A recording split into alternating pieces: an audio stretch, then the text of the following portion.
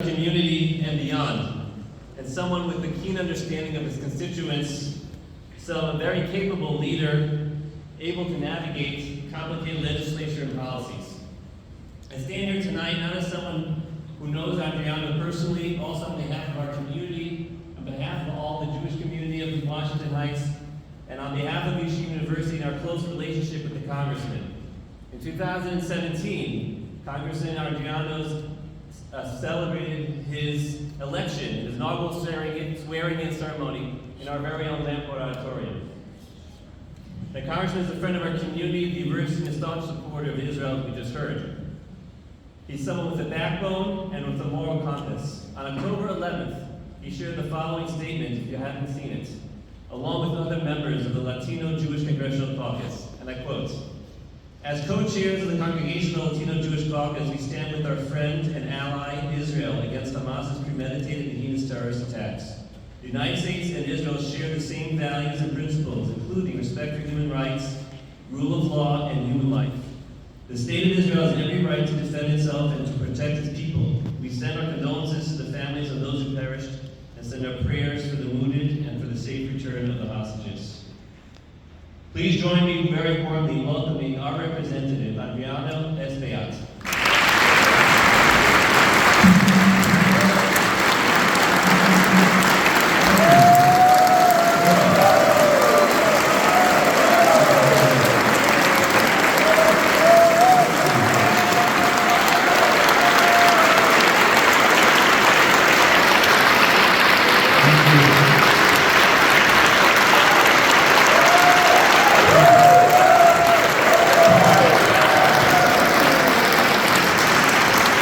Trilingual like Mark Levine. But thank you, Rabbi and Lior. Thank you for your courage. And I want to thank everyone that's here tonight. It's been a tough 24 days, but we are neighbors. And I remember the first. As a young boy, my brother and I used to go roller skating. We used to come uptown to 181st Street. And my brother and I, for the first time as young boys, we saw a Jewish family. And we didn't know who they were. And we went back home and we told the mother that we saw a Jew, but we didn't know it was a Jewish family. We explained to her what we saw, and she told us about the Holocaust and about the suffering of this community. So we're friends, and we're neighbors. And during the 90s, when it became very tough to live here, I remember my brother and sister both moved down to Pittsburgh, Pennsylvania. And they used to tell me, you gotta be crazy to raise your family in Washington Heights with the kind of violence and the kind of challenge that the neighborhood had. And Yeshiva University could have contemplating the possibility of going somewhere else, because you are a campus that has students from throughout the world. You are an international campus. And our friends in the Jewish community of Bennett Avenue and Fort Washington Avenue could have also contemplated abandoning the neighborhood during a tough time. But you decided to stay. Yeshiva decided to stay. The Jewish community decided to stay. And to work with everybody else through these tough times back in the 90s. When the crack epidemic was tearing the city apart. It was really a great challenge for families and neighborhoods and the entire city. It almost took the city down. And because of our connection to the George Washington Bridge and how we're easily accessible, we became the epicenter of that great, difficult crisis.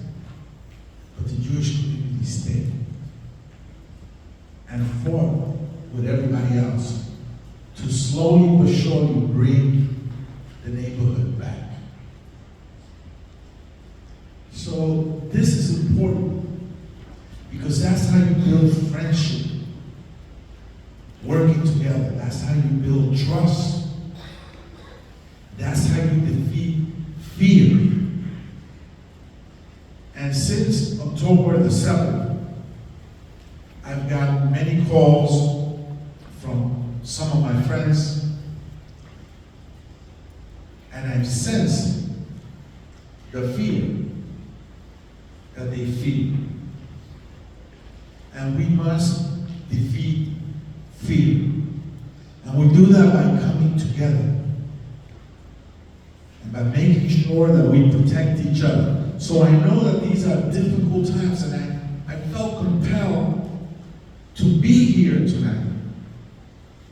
As we said earlier, we had a group picket my office yesterday, and folks said, "What do you have a counter demonstration?" I said, "No, we're not about pitting people against each other. Let them have their day.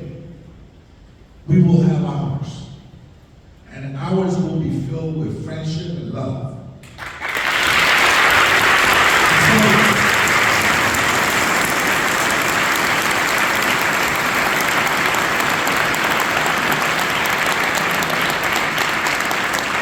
When we had the vigil, that Sunday when we had the vigil,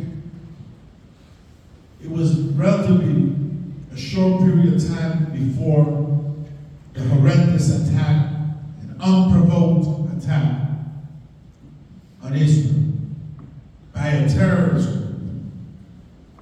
And let's be clear and unequivocal about it. By a terrorist group.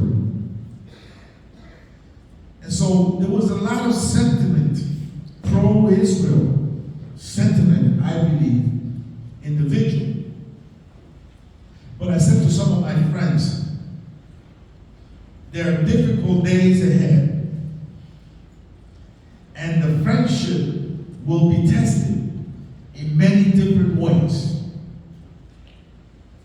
And history has a very precise method of recording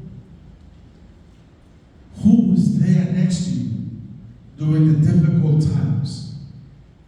And we see through the chapters of history in the past who wasn't there with us during the difficult times.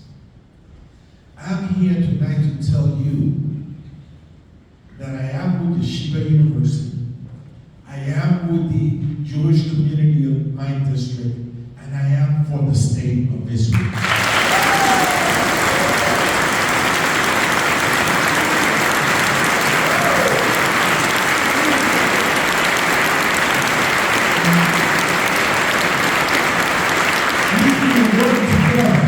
We will confront all the obstacles that may come our way to ensure that there's not another night of the broken glass. That there is not a crystal night.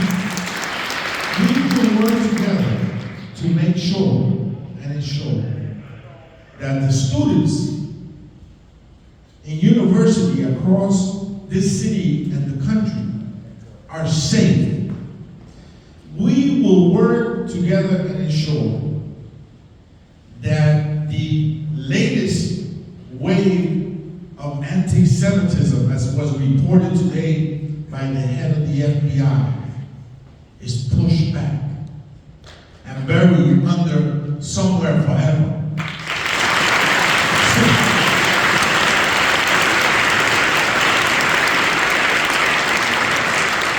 We will have different times ahead. I predict that, yes, but I know that goodwill will prevail, and that Israel will prevail in this great time of need, and Hamas will be defeated.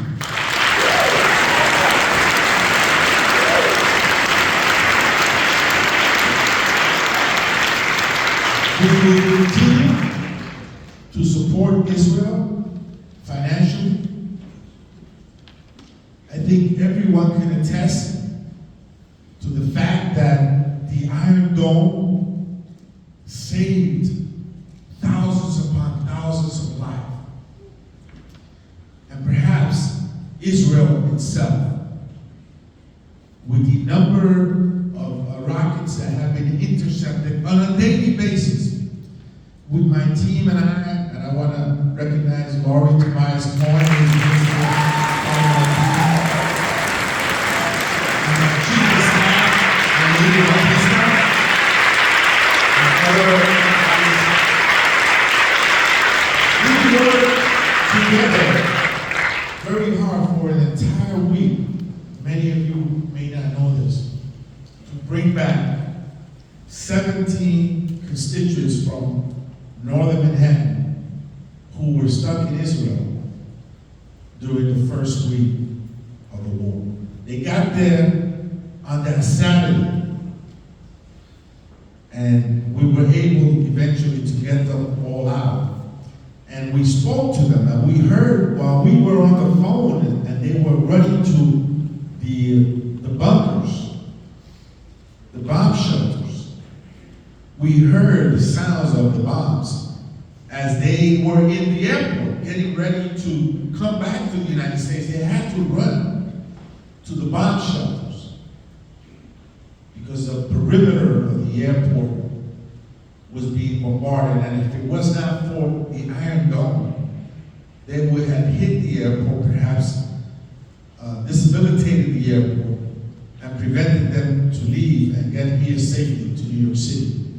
So this is a long fight, but we will prevail, and we will continue to support Israel to ensure that Israel continues to have the right to protect itself.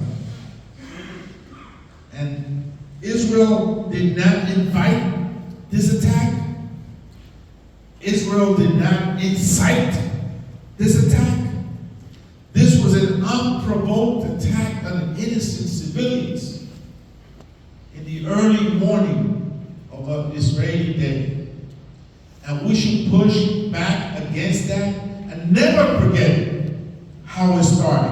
I think there's a rush to forget how this all began. I think there is amnesia, trying to remember that you still have hostages in Gaza, that you still have American citizens that can't get out of Gaza. You have children that were kidnapped, and seniors and families. I've met with their family members, and I felt their pain. And we will continue to work together to ensure that we assist them as well. My offices will always be open to you. If you ever feel that something is wrong, please contact our offices or come to our offices. I want to thank the New York City Police Department.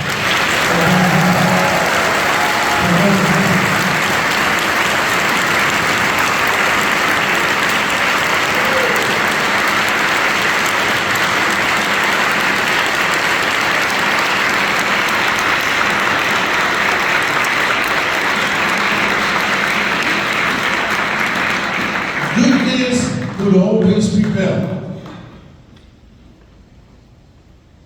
Even in the reality that evil forces during the daytime will come together to plot against goodness, goodness will prevail.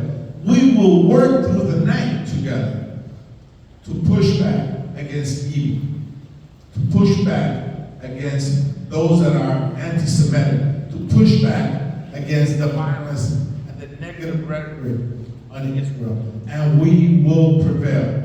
I want you again to know